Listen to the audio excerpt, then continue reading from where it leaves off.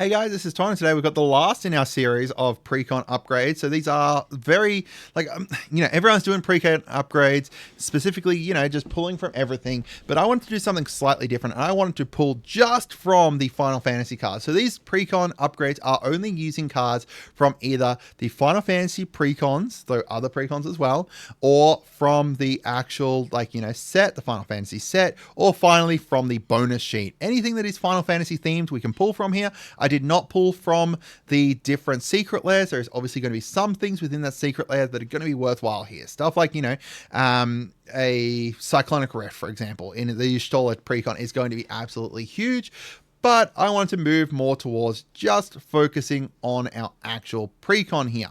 So this Precon here is the Y'shtola one, the Scions and Spellcraft, and it's the one that I feel like needed the most upgrades after playing through them and watching them be played and everything like that. I feel like there was a little bit of kind of like a different themes that kind of clashed a little bit with this one, because one of the big themes of the Precon was wanting to do non-creature spells, right? But then one of the other themes was here's a whole bunch of legendary creatures and, the different scions from Final Fantasy 14 and everything. So you could do one of the two upgrades. I've gone heavier into the non-creature spells because Y'shtola is amazing and I absolutely love her, and I wanted to go harder down that route. So you'll notice that with my upgrades here, I'm going to go through the cards that I've added in and then the cards that I have cut. Starting off with an offer you can't refuse. So this one here is a nice counter spell. It's going to be coming from the Final Fantasy X Precon. I just wanted a very cheap counter spell. You'll notice that it is not, 3 mana or greater, which is what we're caring about with the Y'shtola, but it's still a great counter spell to have in the deck.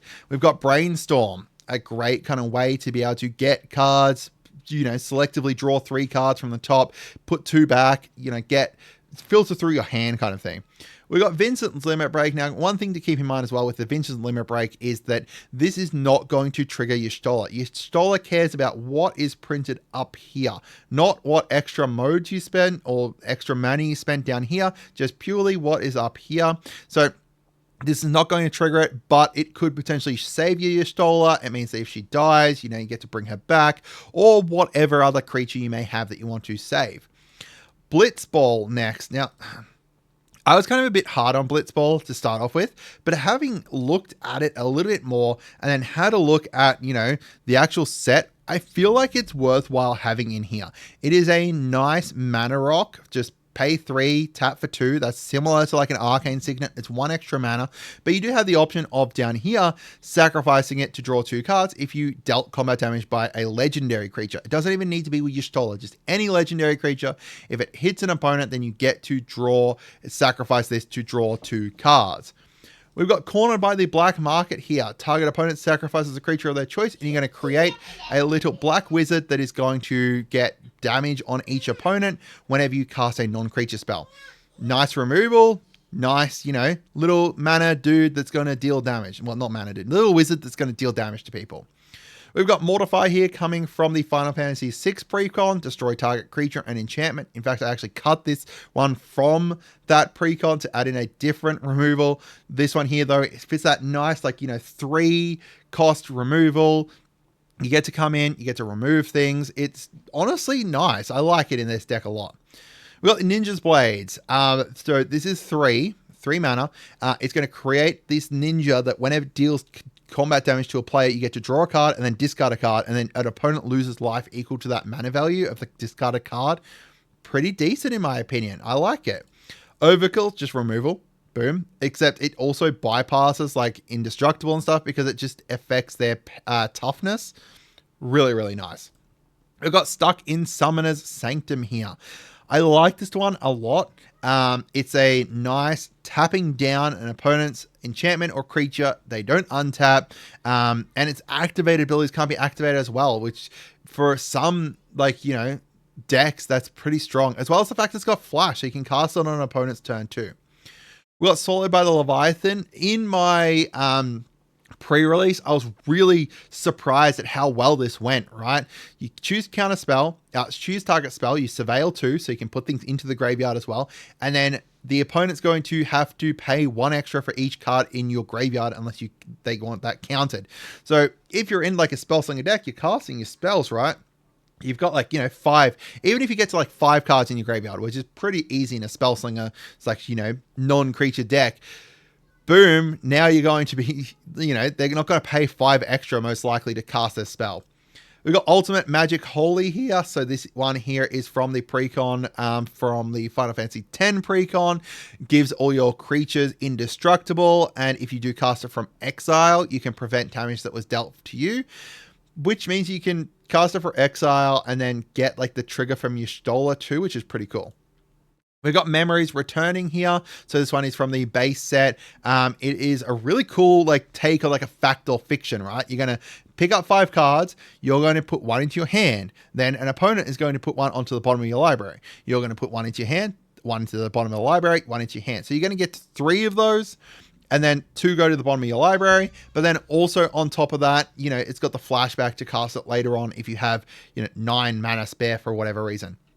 We got the Regalia here, a nice hasted vehicle that also, when it attacks, you're going to be able to essentially kind of get a free land out. And it doesn't even need to be a land that, like a basic land or anything, just any land out.